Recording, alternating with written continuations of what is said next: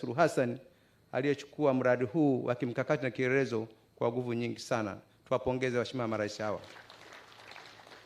Waheshimiwa marais, kazi nionayo ni kueleza kwa ufupi sana kuhusiana na utekelezaji wa mradi huu. Lakini kwa heshima ya pekee nitambue pia juhudi za serikali kupitia kwa Mheshimiwa Samia Suluhu Hassan. Mara tu baada ya kuingia madarakani alichukua jukumu hili kuhakikisha mradi unakamilishwa kwa haraka, na kwa kweli Mheshimiwa Rais Samia, tunakushukuru kwa kusukuma. Kwa niaba ya serikali kupitia wizara zetu tunakushukuru sana. Waheshimiwa marais, hatua za ujenzi wa mradi huu ziko 3. Hatua ya kwanza ilikuwa ni kusaini kinachoitwa Intergovernmental Agreement, kwa maana mkataba wa ushirikiano kati ya Tanzania na Uganda kupitisha mafuta hapa nchini kwetu. Na hii ni kutokana na sababu kwamba nchi iliyogundua mafuta ni Uganda, lakini ilihitaji ipate eneo la kusafirisha mafuta kwenda kuuza nchi za nje, ambapo amegundua mapipa takriban bilioni 5.6. Na mafuta ambayo wamekubali kuyasafirisha na kufanya biashara kwa hatua ya awali ni mapipa 1046. Lakini wakati huo wakayagawanya katika sehemu mbili. Mapipa milioni 569 ndio yatakayoanza kupita kwenye bomba, na mapipa milioni 447 watarefine au kuyachuja nchini kwao. Kwa hiyo nichukue nafasi hii kumshukuru sana Mheshimiwa Yoweri Museveni kwa kuichagua Tanzania kupitisha mafuta hapa nchini kwetu. Waheshimiwa marais, kazi muhimu katika shughuli za bomba hili ni 5. Kazi ya kwanza itakuwa ni ujenzi wa bomba lenyewe ambalo limeelezwa hapa na wataalamu, itakuwa na urefu wa kilomita 1443. Hii ni kutoka Hoima nchini Uganda hadi Tanga Chongoleani hapa nchini kwetu. Hiyo ndiyo kazi ya kwanza itakayofanyika. Kazi ya pili, waheshimiwa marais, itakuwa ni kujenga maeneo ya vituo 8 kwa nchi zote mbili kwa ajili ya kusukuma mafuta. Vituo 2 vitajengwa nchini Uganda na vituo 6 vitajengwa nchini Tanzania. Na kati ya vituo 6 vya nchini Tanzania, vituo 4 vitakuwa ni vya kusukuma mafuta, na vituo 2 baada ya Singida na Tanga vitakuwa ni vituo 2 kwa ajili ya kupunguza spidi ya mafuta ili yakatue Tanga. Hiyo ni kazi ya pili. Kazi ya 3 ni kujenga vituo vya kurainisha vyuma au mabomba, kwa sababu mafuta yana nta. Vitakuwa vituo 29. Kati ya vituo 29, vituo 22 vitajengwa Tanzania na vituo 7 vitajengwa nchini Uganda. Kazi ya 4 itakuwa ni kujenga vituo vya kufunga valvu, na hivyo vituo vitakuwa 76. Kati ya vituo 76, vituo 53 vitakuwa Tanzania na vituo 23 vitakuwa nchini Uganda. Na kazi ya 5 ya mwisho kwa ukubwa ni kazi ya ujenzi wa matenki 5 yatakayotumika kuhifadhi mafuta hapo kwenye bandari ya Tanga, ambapo kila tenki litakuwa na uwezo wa kubeba mapipa 500,000. Kwa kituo cha Chongoleani Tanga kitakuwa na uwezo wa kuhifadhi mapipa takriban milioni 2.5. Hizo ndizo kazi kubwa za mradi huu. Manufaa yake ni nini? Waheshimiwa marais na ndugu wananchi, mradi huu kama ilivyoelezwa utakuwa na manufaa makubwa sana kwa pande zote mbili, Tanzania na Uganda, lakini kadhalika kwa washirika wa ujenzi wa mradi huu, makampuni ya Total na Sinok, lakini pia kampuni yetu ya EACOP. Manufaa ya kwanza ya msingi yatakuwa pia, pamoja na mambo mengine, ni serikali zetu kushiriki katika umiliki wa bomba. Serikali ya Tanzania na serikali ya Uganda, kila nchi zitashiriki kwa 15%. Hayo ni manufaa ya kwanza kwa kushiriki, jambo ambalo hatukuwahi kuota ndoto kushiriki. Tuwapongeze sana waheshimiwa marais wetu. Manufaa ya pili, kwa kuwa ukubwa wa bomba kama mlivyoelezwa, 20% iko Uganda na 80% iko nchini kwetu Tanzania. Kwa hiyo manufaa ya kwanza kabisa ni mgawanyo wa mapato yatakayopatikana kutokana na uendeshaji wa shughuli za ujenzi hadi kukamilika kwa bomba na kuanza kupata faida. Nchi yetu itapata kwa ujumla wake 60% ya mapato yote ya bomba na Uganda itapata 40%. Hayo ndio manufaa ya kwanza. Lakini manufaa mengine ya pili ni kwamba kutakuwa na mapato ya kikodi, ambapo katika miaka 25 ya uhai wa mradi nchi yetu itapata takriban dola za Marekani milioni 290 dola za Marekani kwa kodi za moja kwa moja. Lakini pia kwa sababu ardhi itatumiwa pia na kampuni ya EACOP, kampuni zitakazoshiriki kwenye kujenga zitalipa mapato kwa serikali yetu kwa kutumia ardhi kwa takriban dola za Marekani milioni 59. Lakini vile vile kwa ajili ya kutumia bandari yetu kuvusha mafuta kwa ushirikiano wa nchi mbili, bado nchi yetu itapata mapato kwa takriban dola za Marekani milioni 73. Hayo ni mapato ambayo yanatokana na kodi. Lakini kama nilivyoeleza, kwa ujumla wake manufaa mapana kabisa, shughuli za kigeni zitakazoongezeka pamoja na matumizi ya bandari na vitu vingine vyote, uchumi kwa fedha za kigeni kwa nchi yetu utaongezeka kwa takriban 55%. Tuipigie makofi serikali yetu na serikali za Uganda. Waheshimiwa marais, manufaa mengine pamoja na mambo mengine ni upatikanaji wa ajira. Kama ilivyoelezwa, mradi utatoa ajira kwa Watanzania takriban 10,000 kwa kipindi cha ujenzi, na wakati wa uendelezaji takriban Watanzania 1,500. Lakini katika mikoa yote 8 ambapo bomba litapita, ambapo ni mkoa wa Kagera, mkoa wa Geita, mkoa wa Shinyanga, mkoa wa Tabora, mkoa wa Dodoma, mkoa wa Singida, mkoa wa Manyara na hatimaye mkoa wa Tanga, kutakuwa na kukua kwa shughuli za uchumi kwa kiwango cha juu, kwa sababu baadhi ya makambi yatajengwa katika mikoa hiyo. Kadhalika, waheshimiwa wageni rasmi, waheshimiwa marais, mradi utapita katika wilaya 24. Katika wilaya zote 24 ambako mradi utapita, watu watapata ajira za moja kwa moja katika maeneo hayo. Kadhalika utapita kwenye kata takribani 134 katika wilaya ambazo nimezitaja, na utapita katika vijiji takriban 257 na vitongoji 527. Maeneo hayo yote kutakuwa shughuli za uchumi. Manufaa mengine, waheshimiwa marais, ni pamoja na kuimarisha uhusiano kati ya nchi yetu ya Tanzania na nchi ya Uganda, undugu ambao umedumu kwa miaka mingi sana, sasa unakwenda kuimarishwa kwa sababu masuala ya kihistoria, masuala ya kijamii, masuala ya kiulinzi na kidiplomasia yataimarika kwa kiasi kikubwa sana. Waheshimiwa marais, pamoja na manufaa niliyoyataja, kwa sasa wakandarasi wametangaza kazi kwa makampuni ya ujenzi za kimataifa kwa takribani makampuni 15 ambayo yote yataajiri makampuni ya ndani katika shughuli za ujenzi. Hizo kazi zitafanywa na Watanzania kwa 80%.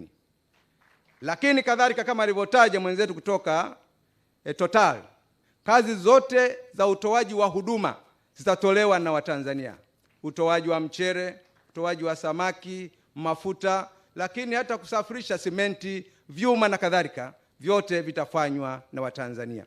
Nichukue nafasi hii, Mheshimiwa Samia Suluhu Hassan na Mheshimiwa Kaguta Yoweri Museveni, kuwashukuruni sana kwa kuamua kutekeleza mradi huu. Asanteni sana. Waheshimiwa marais, nitaje sasa nini kinafuata. Baada ya kusaini kwa mkataba wa IGA, hatua iliyokuwa imefuata ni majadiliano.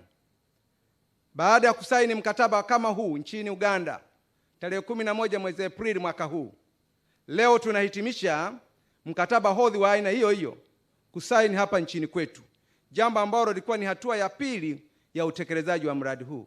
Napenda nitoe taarifa mbele yenu, waheshimiwa marais na ndugu wananchi, kwamba hatua za majadiliano sasa zimekamilika, na hatua inayofuata kuingia site na kuanza kutumia makatapila na maburudoza kuanza kukanyaga ardhi kwa ajili ya kuanza ujenzi.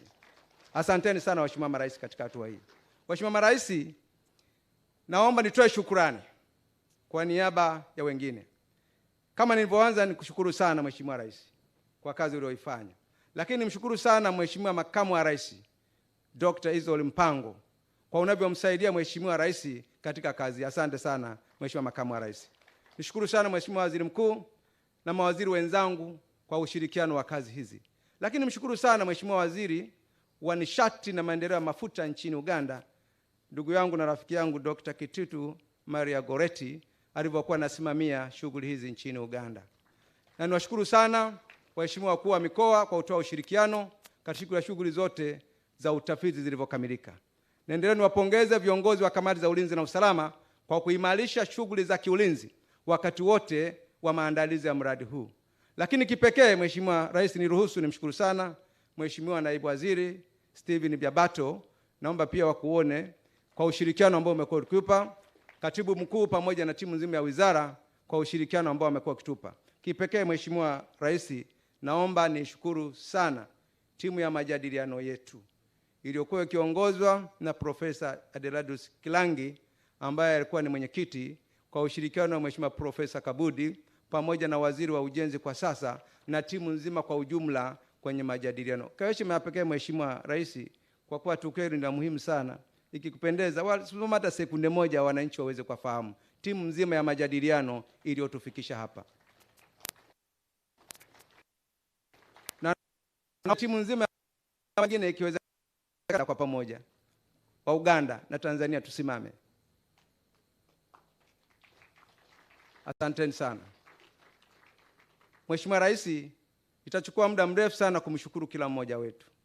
Lakini itoshe tu niseme niwashukuru na wenzetu wa Sinoko na Total kwa ushirikiano ambao wamekuwa wakitupa, na niwashukuru wa Tanzania wote walivyojitolea kwa kila namna kwa kutekeleza kazi hii. Kipekee Mheshimiwa Rais, jambo hili lilikuwa gumu sana mwanzoni kwa sababu ilibidi mkataba ule wa IGA upelekwe bungeni. Basi pia kwa heshima hiyo hiyo napenda niwashukuru sana Mheshimiwa Spika, Naibu Spika na wabunge walioshiriki katika kupitisha na wale ambao wanaendelea kwa sasa kusimamia serikali. Na pia kwa heshima hiyo Mheshimiwa Rais, basi waheshimiwa wabunge mniwe radhi, tuombe basi tuwatambue kwa uwakilishi wenu kutoka bungeni kupitia kwa Mheshimiwa Spika. Asante sana Mheshimiwa Rais. Baada ya kusema hayo, basi niseme tu Mheshimiwa Rais Kaguta Yoweri Museveni na Mheshimiwa Samia Suluhu Hassan, kama waziri mwenye dhamana ya kusimamia mradi huu, sisi tuko tayari kuanzia sasa kutekeleza kwa kusimamia kwa kiwango cha juu kukamilisha mradi huu, kwa sababu shughuli zote kimsingi zimekamilika. Kazi ambazo zilikuwa zinafanyika hivi karibuni ilikuwa ni kupata ardhi, kupata fidia, na fidia imeshapatikana. Katika maeneo ya makambi kutafidiwa wananchi 391 ambao watachukua ekari takriban 325, na kwa upande wa bomba watafidiwa wananchi 3441 ambao wafidiwa wenyewe watakuwa takriban wamechukua ekari 9122. Na kwa ujumla wake Mheshimiwa Rais, tayari fidia imeshaanza kuandaliwa takriban bilioni 28 fedha za Kitanzania. Baada ya kusema hayo Mheshimiwa Rais, sisi tuko tayari kwa maelekezo, lakini kabla sija kukaribisha, niombe kwa heshima ya pekee nimkaribishe Mheshimiwa Waziri Dr. Kititu Maria Goretti kutoka nchini Uganda, ambaye tulikuwa tunashirikiana naye sana, aseme mawili matatu, na kisha nitawaomba watekelezaji watakao kwenda kusimama site nao watuhakikishie kwamba mradi unakwenda kuanza kutekelezwa. Mheshimiwa Waziri, karibu sana.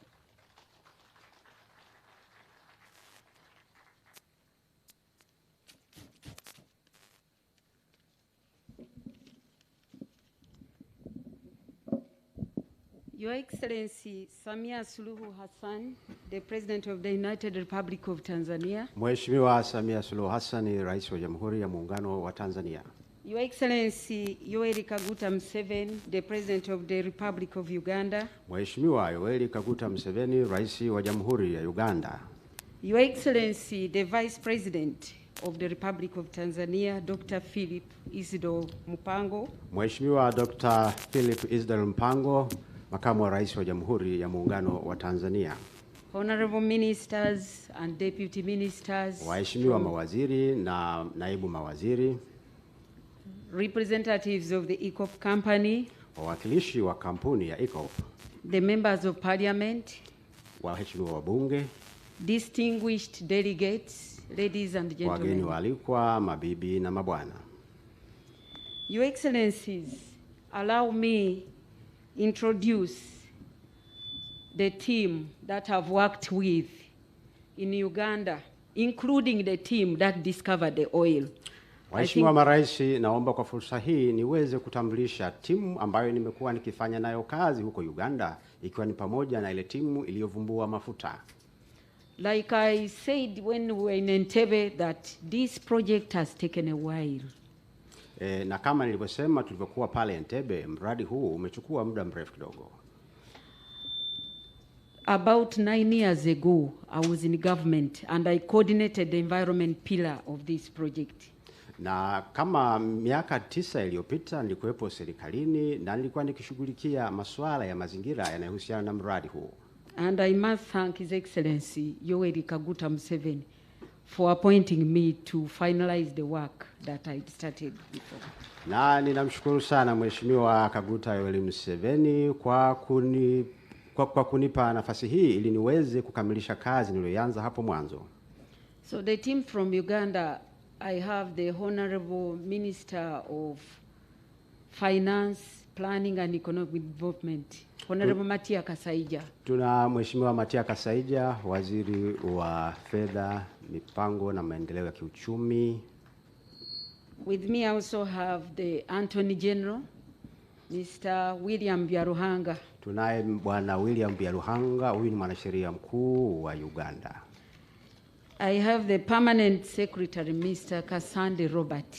Tunaye pia Bwana Kasande Robert, huyu ni katibu mkuu. I have the Executive Director of the Petroleum Authority of Uganda, Mr. Ernest Rubondo. Tunaye Bwana Ernest Rubondo ambaye ni mtendaji mkuu wa shirika la mafuta la Uganda. Now, Mr. Kasande Robert and Ernest Rubondo were part of the team that discovered oil in Uganda. Bwana Kasande na Ernest Rubondo walikuwa sehemu ya ile timu iliyovumbua mafuta kule Uganda. I have the Commissioner General of the Uganda Revenue Authority, Mr. John Musinguzi. Tunaye mkuu wa mamlaka ya kodi Uganda. I also have the General Manager, Uganda Pipeline Company, John Habumugisha. He's representing UNOC. Tunaye John Habumugisha ambaye anawakilisha UNOC.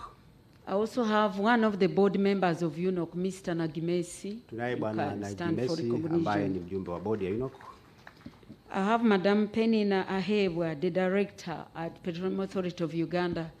She has been very instrumental in these negotiations. Tunaye Mama Penina Ahebwa ambaye amekuwa akifanya kazi sana katika mchakato huu wa majadiliano. And I have Madam Mary Nankabira representing the Solicitor General of Uganda. That lady also did a very big job. Tunaye Mary Nankabira ambaye pia alifanya kazi kubwa sana, anamwakilisha wakili mkuu wa Uganda. Your Excellencies, I wish to congratulate the United Republic of Tanzania and the ECOP company upon the historic milestone today of signing this agreement. Waheshimiwa marais, ninapenda kutumia fursa hii kuwapongeza sana serikali ya Tanzania na kampuni ya ECOP kwa kusaini makubaliano haya leo ambayo ni hatua ya kihistoria kabisa. The signing of this agreement has unlocked opportunities for our people both in Tanzania and Uganda and the East African region as a whole. Kusainiwa kwa makubaliano haya kumefungua fursa nyingi kwa Tanzania, Uganda na wananchi wa Jumuiya ya Afrika ya Mashariki kwa ujumla wake. Your Excellencies, I'm happy to report. Ninaitwa John ambaye ni mkurugenzi mkuu wa kampuni ya mafuta ya Uganda ambayo ni kampuni tanzu ya ECOP. Your Excellencies, we at the Uganda National Oil Company, we thank you for your leadership which has enabled us to arrive at this very important occasion towards implementing one of the largest projects in the region.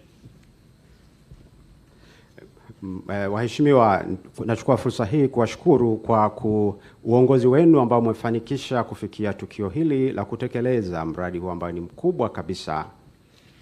The journey has been mentioned. Until now, it has been demanding, and the journey ahead of us, we still have to cover it.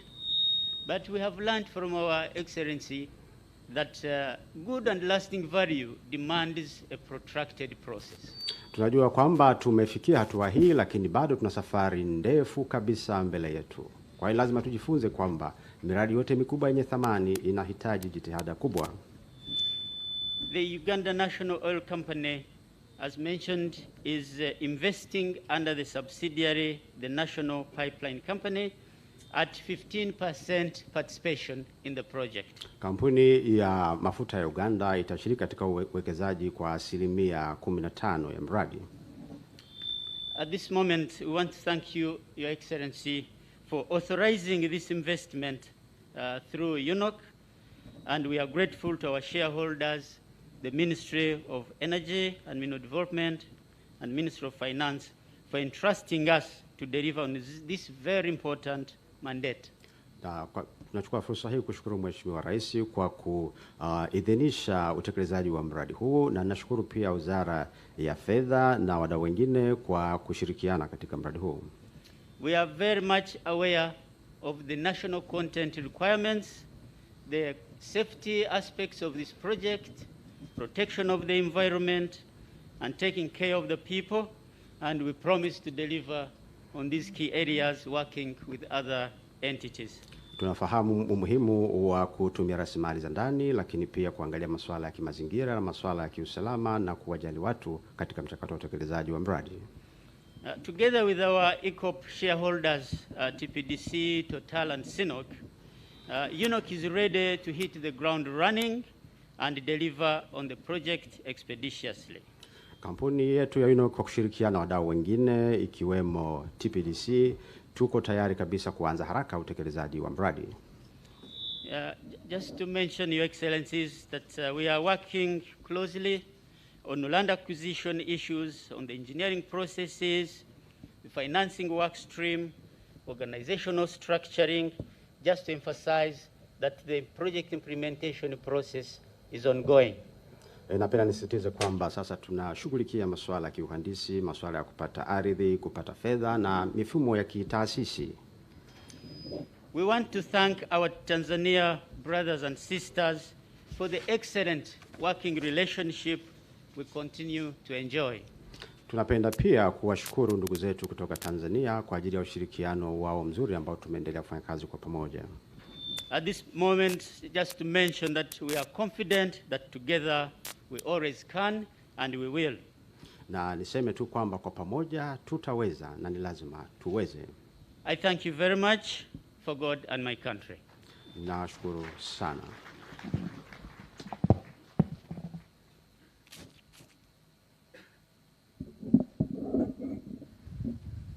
Waheshimiwa Maraisi, na jambo moja tu la kumalizia, na nimeomba nilifafanue vizuri sana. Nimeletewa kinoti hapa kwamba maeneo ambako yatapatikana mafuta niliyataja kwa ufupi ni wapi. Pengine nirudie. Nilisema mafuta yataweza kupatikana katika maeneo matatu hapa nchini kwetu. Mkoani Singida, eneo la Iramba; eneo la pili Kining'inila, Manonga mkoani Tabora; na eneo la tatu Nyaraja mkoani Simiyu. Kwa heshima ya pekee Mheshimiwa Rais, kwa sababu watu waliomba. Basi baada ya kusema hayo, Mheshimiwa Rais, mambo machache ambayo yatakuwa yamebaki kwa ajili ya hatua ndogo ndogo za majadiliano, nimpongeze mwanasheria mkuu wa serikali Edward Sikilangi na mwanasheria mkuu wa Uganda kwa sababu wametuendesha vizuri sana, na yale machache yaliyobaki madogo madogo ya utekelezaji nadhani watayamaliza ndani ya muda mfupi. La mwisho, Mheshimiwa Rais, nawashukuruni sana kushiriki kwenu katika kushuhudia hatua hii muhimu na ya kihistoria ya utiaji saini na ukamilishaji wa majadiliano na hatua nyingine zote za matayarisho na kisha kwenda kuanza kutekeleza mradi. Na tuko tayari sasa kwa maelekezo yenu. Kwa niaba ya wenzangu, tuko tayari kusimamia mradi huu kwa ubunifu mkubwa, kwa spidi kubwa na usahihi wenye weledi. Asanteni sana kwa kunipa nafasi. Asante sana Mheshimiwa Medad Kalemani, Waziri wa Nishati. Mheshimiwa Rais, baada ya yote ambayo yametangulia katika ratiba yetu ya leo, kipengele kinachofuata sasa ni utiaji saini wa tamko la pamoja, yani communique. Na utiaji saini huu utafanywa nanyi waheshimiwa marais. Kwa utaratibu uliowekwa, naomba sasa niwakaribishe makatibu wa waheshimiwa marais, muwapelekee nyaraka za kutia saini mkataba huo.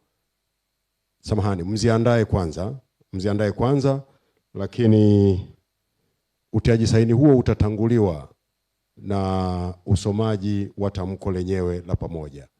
Kwa hivyo naomba sasa nimkaribishe Waziri wa Mambo ya Nje na Ushirikiano wa Afrika Mashariki wa Tanzania, Mheshimiwa Balozi Lebelata Mulamula, kwa ajili ya kusoma tamko la pamoja, yani communique.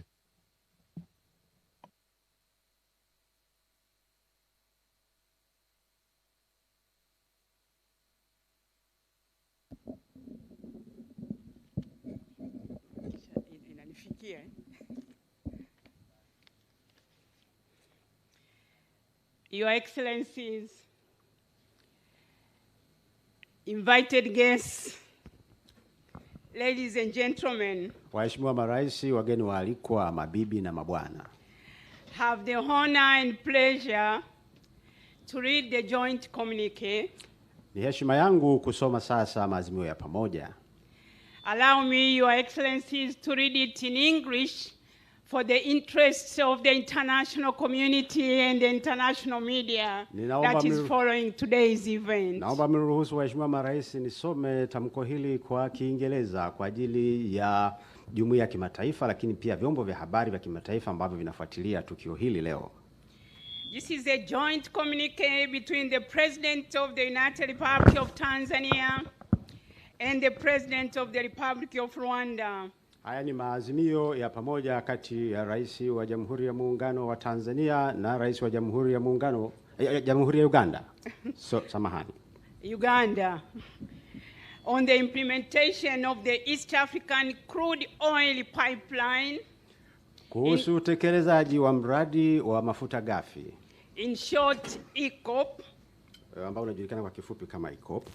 The project that has been signed today on the 29th May 2021 at the State House in Dar es Salaam, Tanzania. Mkataba huu ambao umesainiwa leo tarehe 20 mwezi Mei hapa Ikulu ya Dar es Salaam, Tanzania. The communique reads as follows. Na maazimio haya pamoja yanasomeka kama ifuatavyo. Noting that on 12th May 2021, Our Excellency Samia Suluhu Hassan, President of the United Republic of Tanzania, invited His Excellency Yoweri Museveni, President of the Republic of Uganda. Kwa kutambua kwamba tarehe 12 mwezi Mei mwaka 2021, Mheshimiwa Samia Suluhu Hassan, Rais wa Jamhuri ya Muungano wa Tanzania, alimwalika Mheshimiwa Yoweri Museveni, Rais wa Jamhuri ya Uganda. Our Excellency invited His Excellency Kaguta Museveni to attend and witness the signing ceremony of the host government agreement between the government of the United Republic of Tanzania and the EACOP company on the 20th May 2021 at the State House, Dar es Salaam, Tanzania. Mheshimiwa Rais wa Tanzania alimwalika Mheshimiwa Rais wa Jamhuri ya Uganda kuja kuhudhuria na kushuhudia kusainiwa kwa mkataba wa uwenyeji wa mradi nchini Tanzania kwenye Ikulu ya Dar es Salaam, ambapo ilikuwa ufanyike tarehe leo tarehe 20 mwezi Mei. Recalling that on 26 May 2017, the governments of the United Republic of Tanzania and the Republic of Uganda signed the Intergovernmental Agreement, IGA, on the implementation of the East African Crude Oil Pipeline, EACOP project. Ikikumbukwa kwamba tarehe 26 mwezi Mei mwaka 2017, serikali ya Tanzania na serikali ya Uganda walisaini mkataba wa pamoja wa kiserikali kuhusu utekelezaji wa mradi wa mafuta ghafi, EACOP. Noting the commitments made by His Excellency Yoweri Museveni, President of the Republic of Uganda. Kwa kutambua pia yale ambayo aliyatamka Mheshimiwa Rais Yoweri Museveni, Rais wa Jamhuri ya Uganda, during the signing ceremony of the host government agreement between the government of the Republic of Uganda and the EACOP company and other related agreements signed on 11th April 2021 at the State House in Entebbe, Uganda. Aliyosema wakati wa kusaini mkataba kati ya serikali ya Uganda na kampuni ya EACOP pamoja na mikataba mingine iliyofanyika tarehe 11 mwezi Aprili mwaka 2021 nchini Uganda. further noting the commitments made by Her Excellency Samia Suluhu Hassan, President of the United Republic of Tanzania, during the signing ceremony of the host government agreement between the government of the United Republic of Tanzania and the ECOP company today on 28th May 2021 at the State House in Dar es Salaam, Tanzania. Kwa kutambua pia ahadi ambazo Mheshimiwa Rais wa Tanzania amezitoa wakati wa kusaini mkataba huu hapa Dar es Salaam tarehe 20 mwezi Mei mwaka 2021 kwenye Ikulu ya Dar es Salaam. Commending the government of the United Republic of Tanzania for signing the host government agreement and the ECOP company, and applauding both governments for resolving amicably all outstanding issues related to the ECOP project. Kuipongeza serikali ya Tanzania kwa kusaini mkataba kati yake na kampuni ya ECOP, na pia kuzipongeza serikali zote mbili, Tanzania na Uganda, kwa kufikia muafaka katika masuala mbalimbali ambayo yalikuwa na utata. Reaffirming their commitment to deepen bilateral cooperation in other areas of mutual interest, including trade, infrastructure, transport, social affairs, and the East African cooperation. Kwa kuthibitisha utayari wao tena wa kuendelea kushirikiana katika maeneo mengine zaidi, ikiwemo biashara, miundombinu, usafirishaji na masuala mengine ya kijamii. And now therefore the two heads of state agree and direct that. Hivyo sasa wakuu wa nchi na serikali hawa wawili wanakubaliana na kuelekeza kama ifuatavyo: that each state take all necessary steps required and provide unequivocal support and commitment to realizing and implementing the strategic East African crude oil pipeline ECOP project. Kwamba kila serikali ichukue hatua madhubuti za kuunga mkono na kuonyesha dhamira ya dhati ya kuharakisha utekelezaji wa mradi huu wa kimkakati.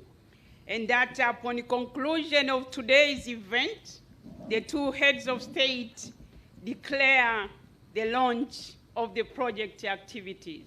Na baada ya kumaliza tukio hili la leo, wao kuwa nchi wawili watatangaza kuanza kwa shughuli za mradi. So this is done here in Dar es Salaam on the 20th day of May 2021. Maazimio haya ya pamoja yamefanyika leo hapa Dar es Salaam tarehe 20 mwezi Mei mwaka 2021 hapa Ikulu ya Dar es Salaam. I thank you, Your Excellencies, and congratulations on this milestone activity. Thank you very much. Nawashukuru sana Waheshimiwa Marais na nawapongeza sana kwa hatua hii ya kihistoria.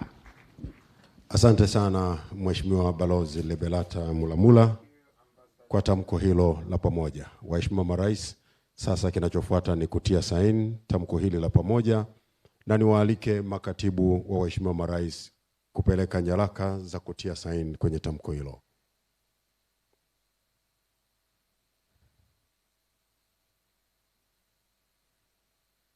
Mtazamaji wa TBC1, shughuli hii ikiweza kukamilishwa na viongozi hao wa nchi mbili, ambapo wataweza kutia saini tamko ambalo limesomwa hivi punde na Balozi Liberata Mulamula, waziri wa mambo ya nje na ushirikiano wa Afrika Mashariki.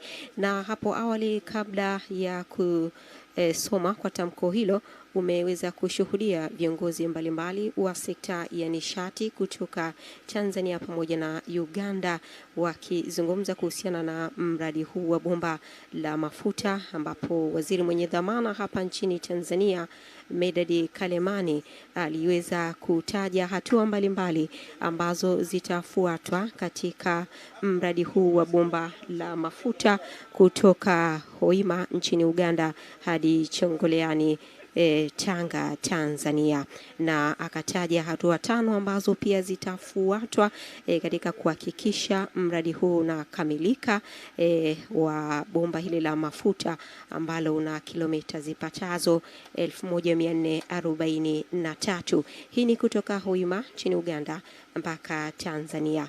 Lakini pia kuna maeneo ambayo yatakuwa na vituo 8 ambavyo vitakuwa vina pitisha bomba hili, na vituo 8 Tanzania, na kwa maana vimegawanyika 6 vikiwa hapa Tanzania na 2 vikiwa huko nchini Uganda.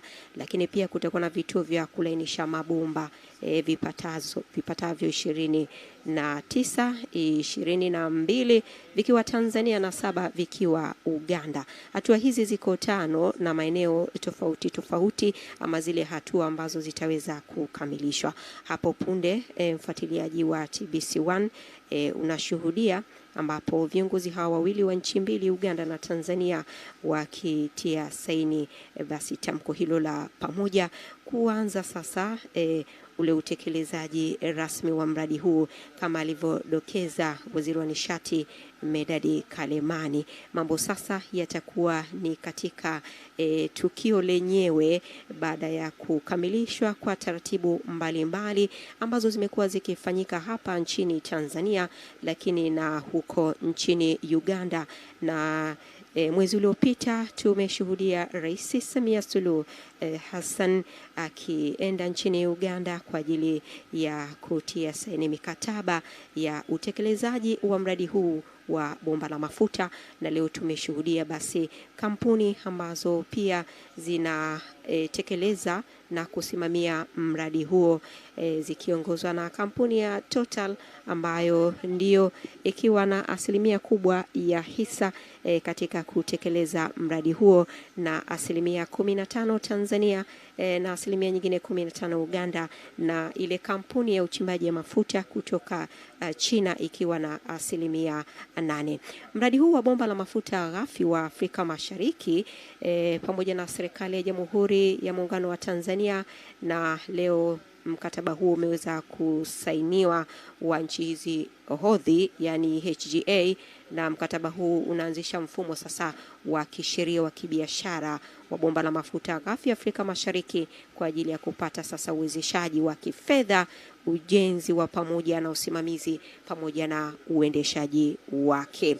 Na ametaja faida mbalimbali ambazo zitapatikana katika utekelezaji wa mradi huu, ikiwemo ajira zile ambazo Watanzania pia watanufaika, ukiacha zile kampuni ambazo zitakuwa zikisimamia mradi huo, lakini Watanzania wataweza kupata ajira wakati mradi huu ukitekelezwa. Na amesisitiza kwamba ni miaka 3 tu, ule mwaka wa 4 wanataka kuona matokeo sasa mafuta yakipatikana. Na kumbuka nchini Tanzania kumekuwa kukifanyika tafiti mbalimbali za kuweza kubaini pia maeneo mbalimbali ambapo mafuta yanapatikana, ambapo ametaja huko mkoani Singida ambapo pia kuna fedha tayari zimekwisha tenga kwa ajili ya uchorongaji wa kuweza kupata mafuta. Utaona rasilimali nyingine kubwa ya kiuchumi ambayo itakuwa ikipatikana katika ukanda huu wa Afrika Mashariki ni mafuta. Tuendelee kufuatilia msemaji ama mkurugenzi wa mawasiliano Ikulu Grayson Msigwa akitoa maelezo. Wa Jamhuri ya Muungano wa Tanzania na ndugu viongozi wote tuliopo hapa, tumekamilisha zoezi letu la utiaji saini wa mkataba huu wa nchi hodhi wa ujenzi wa bomba la mafuta ghafi la Afrika Mashariki, yani EACOP. Waheshimiwa marais, kinachofuata sasa, Watanzania na Waganda wanasubiri kuwasikiliza nyinyi kwa salamu zenu baada ya tukio hili kubwa na la kihistoria kwao. Kwa heshima na taadhima, katika nafasi ya kwanza naomba kumkaribisha Mheshimiwa Yoweri Kaguta Museveni, Rais wa Jamhuri ya Uganda, kwa salamu. Karibu sana Mheshimiwa Rais.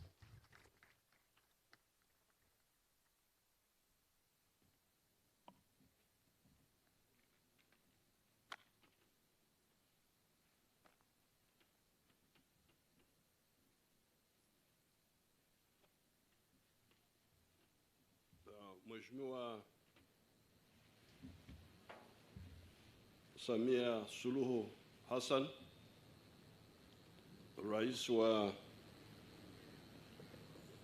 Jamhuri ya Muungano wa Tanzania,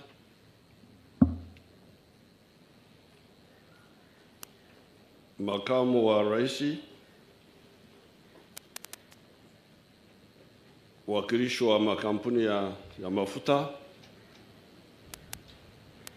viongozi wengine wote wa Tanzania na Uganda. Ni kweli nasikia Kiswahili na naelewa Kiswahili, lakini nilisafiri na wazungu weusi, ndio nao hapa kutoka Uganda.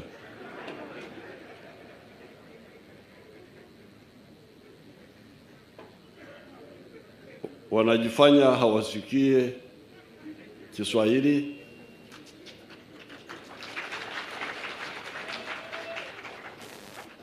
na masikio sasa inawauma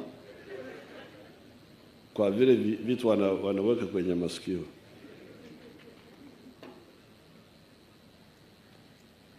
Nimekuwa kwenye harakati za ukombozi wa Afrika na maendeleo kwa miaka karibu 60 sasa.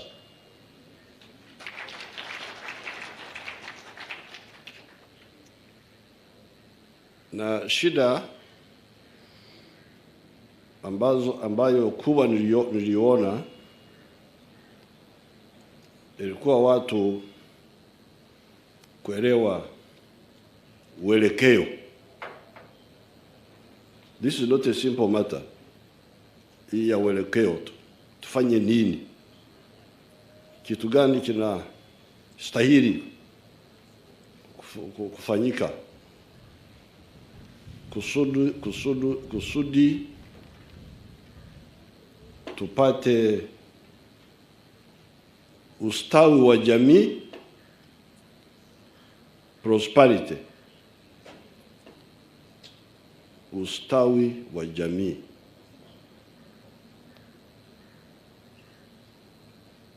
Sasa hilo jambo la ustawi wa jamii liko na sehemu mbili. Sehemu ya kwanza ambayo Waafrika wanajua sana, Waafrika wa Uganda, ni sehemu ya huduma. Hilo jambo la huduma wanalielewa sana, na wanadai huduma ya afya, elimu,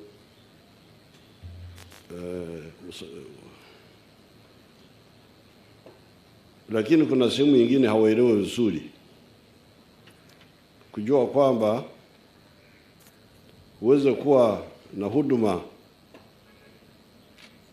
ambayo sustainable bila uzalishaji wa mali.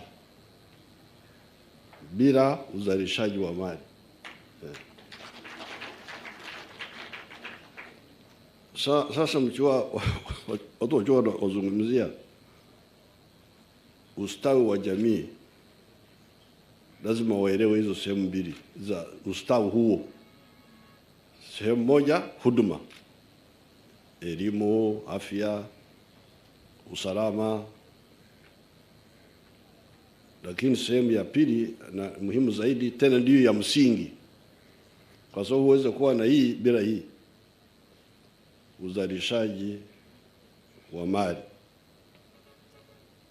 Kwa sababu uzalishaji wa mali utakuja kutupatia vitu viwili: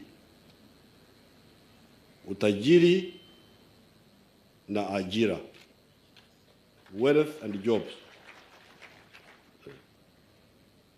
They come from uzalishaji wa mali. Now hiyo vile inasumbua watu hasa Waganda.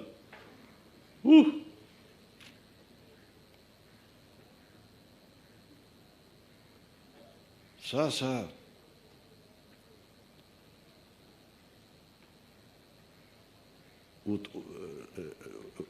utajiri na ajira vinatoka wapi?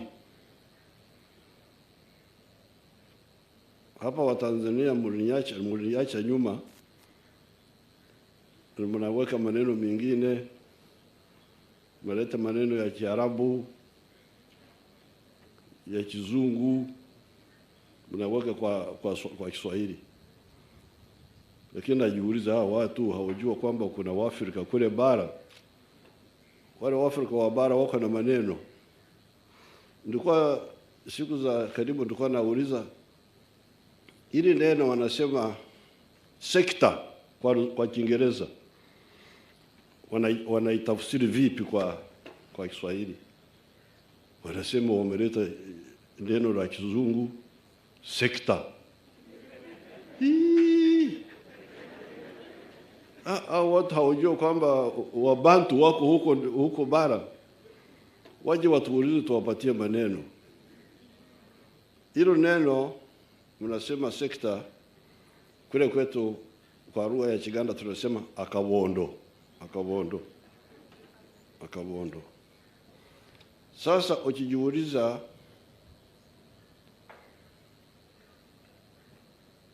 utajiri na ajira, that's how you translate jobs. Ni ajira, kazi. Vinatoka kwenye bubondo gani? Bubondo mnasema sekta gani? Sekta hizo ziko 4. Ya kwanza, kilimo cha kufanya biashara, commercial agriculture. Kule kwetu watu wamelala, wanafanya kilimo cha tumbo peke yake. Mtu anakuwa hapo miaka 80 ya uhai, anafanya kilimo cha tumbo peke yake. Issue hapa Afrika hakuna, kwa Uganda hakuna umaskini, kulikuwa shida ya uelekeo, which direction to take.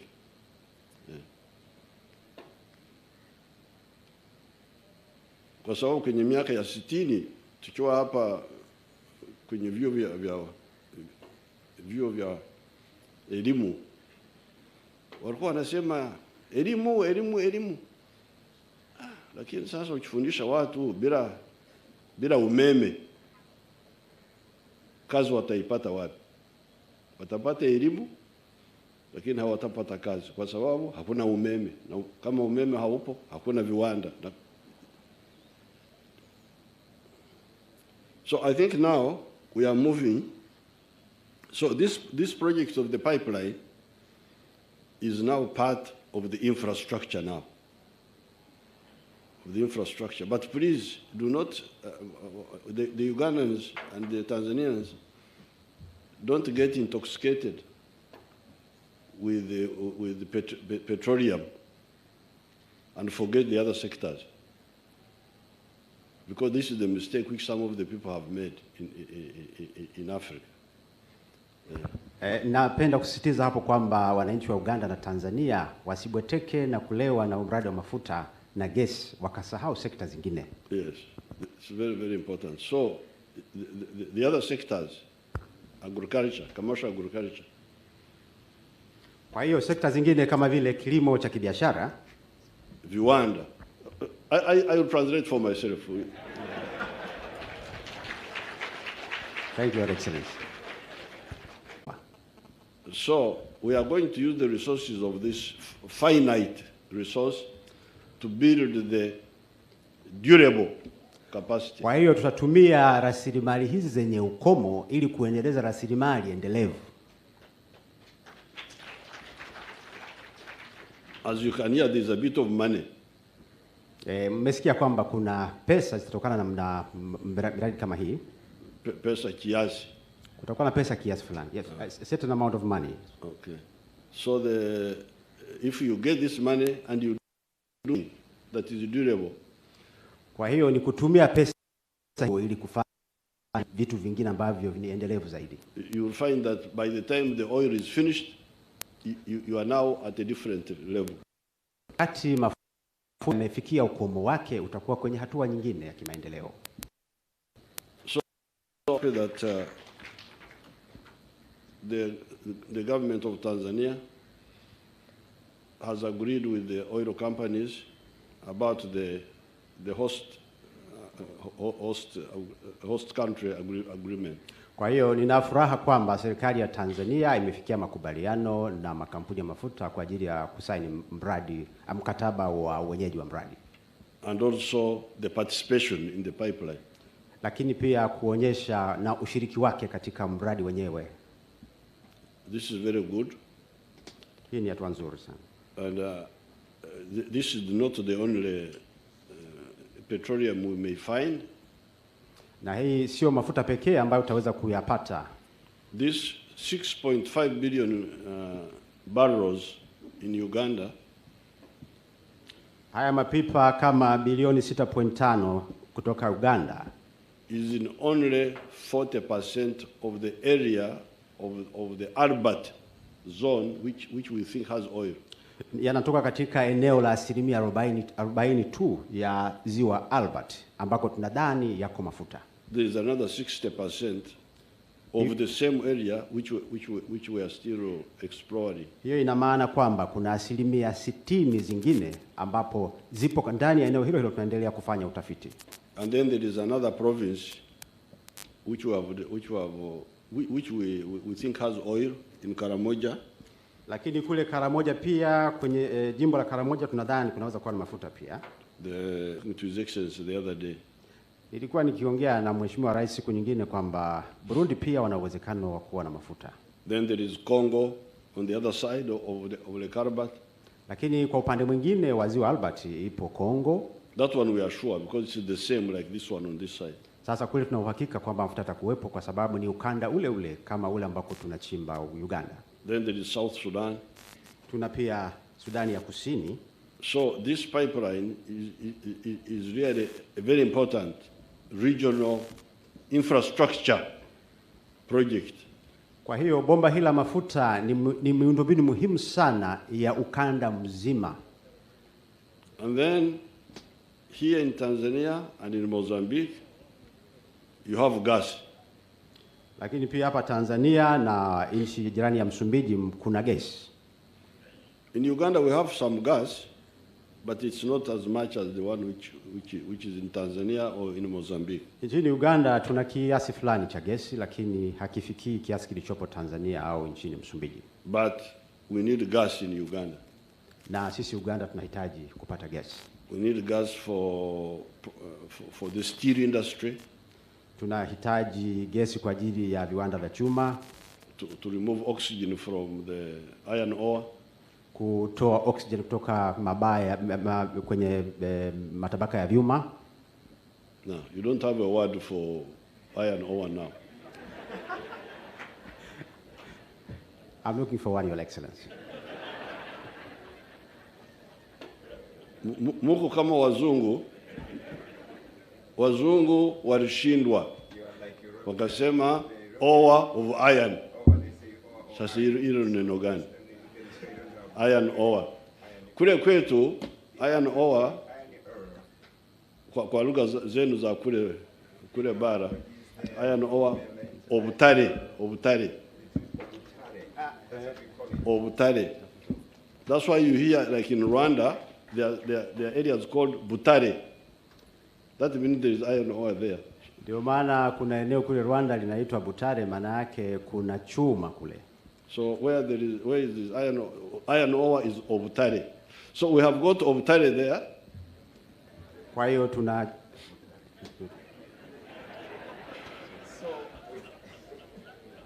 but we don't have gas. But we don't have gas. Kwa hiyo tunacho chuma lakini hatuna gas. Sio chuma. Chuma is a chuma. Tuna Butare.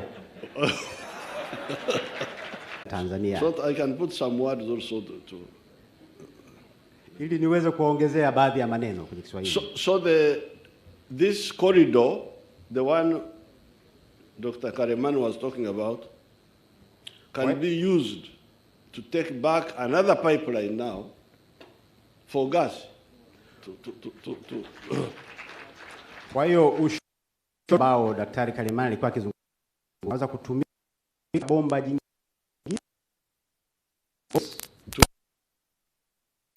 area of the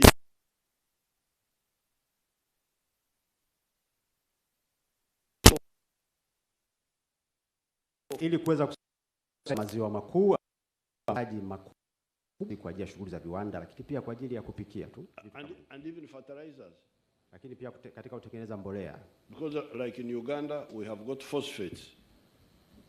Kule Uganda tuna madini ya phosphate, we have got potassium, tuna potassium, but we don't have a good source of nitrogen, lakini hatuna chanzo cha kuaminika cha nitrogen. And these fertilizers are normally NPK, nitrogen, phosphorus and potassium. Na mbolea kwa kawaida inakuwa na elementi 3, nitrogen, potassium na carbonate. And phosphorus. Phosphorus, samahani. So, what we are doing here today is really historic. Kwa hiyo tukio la leo hili ni la kihistoria kabisa. And I congratulate the government of Tanzania and Her Excellency Suluhu Hassan on this big achievement. Na napongeza sana serikali ya Tanzania na Mheshimiwa Rais Samia Suluhu Hassan kwa ajili ya hatua hii muhimu. And I want to thank the ministers and the officials who have been involved. Na wapongeza pia na kuwashukuru mawaziri na maafisa wengine ambao wameshiriki kwenye mchakato huu. And the Ugandan scientists whom I trained, and then they got this petroleum. Na pia wale wataalamu kutoka Uganda ambao tuliwapa mafunzo wakaweza kugundua haya mafuta. So we have been able to make a new step. Kwa hiyo tumeweza kutekeleza hii hatua muhimu, hatua mpya kabisa. And I'm very happy to see this. Na nafurahi sana kuona matokeo haya. And Mwalimu would have been very happy. Where he is, he's very happy. Nafikiri pia Mwalimu Nyerere huko aliko atakuwa amefurahi sana. Because this is what we were discussing with him all the time. Kwa sababu mambo kama haya ndiyo ambayo nilikuwa nikijadiliana naye mara kwa mara. So I thank you. I congratulate Her Excellency Samia and the Ugandans and the Wachina. Kwa hiyo ninawashukuru sana, nampongeza Mheshimiwa Samia Suluhu Hassan and the Wafaransa, wa Tanzania, wa China pia na wenzetu wa Faransa. Sisi wote hongera. Congratulations to everybody. Asante sana Mheshimiwa Rais Museveni. Mwevale nyo. Tunashukuru pia na kutukumbusha lugha ya Kiswahili kwa maneno, na sisi tumepata neno la Kiganda amutare, manake chuma chapua ama iron ore. Asante sana Mheshimiwa Rais na Mheshimiwa Marais. Baada ya hotuba ya Mheshimiwa Rais Museveni, kwa heshima sasa naomba nikukaribishe Mheshimiwa Samia Suluhu Hassan, Rais wa Jamhuri ya Muungano wa Tanzania, kwa hotuba. Karibu sana.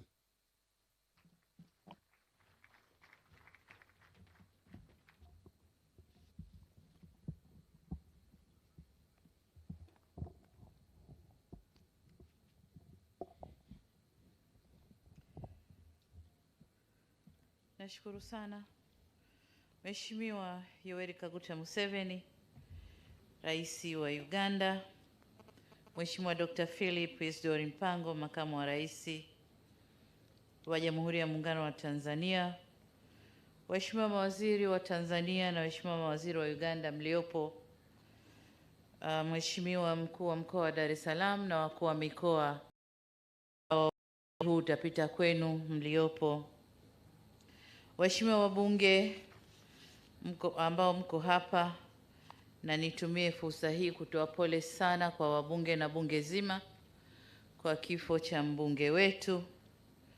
Ndugu makatibu wakuu mliopo, waheshimiwa mabalozi mliopo, wawakilishi wa kampuni za wawekezaji wa mradi wa Total na CNUC, waheshimiwa viongozi wengine wa serikali zetu mbili, viongozi wa vyama vya siasa mliopo hapa na viongozi wa dini, wageni waalikwa, wanahabari, mabibi na mabwana, na wasalimu kwa jina la Jamhuri ya Muungano wa Tanzania.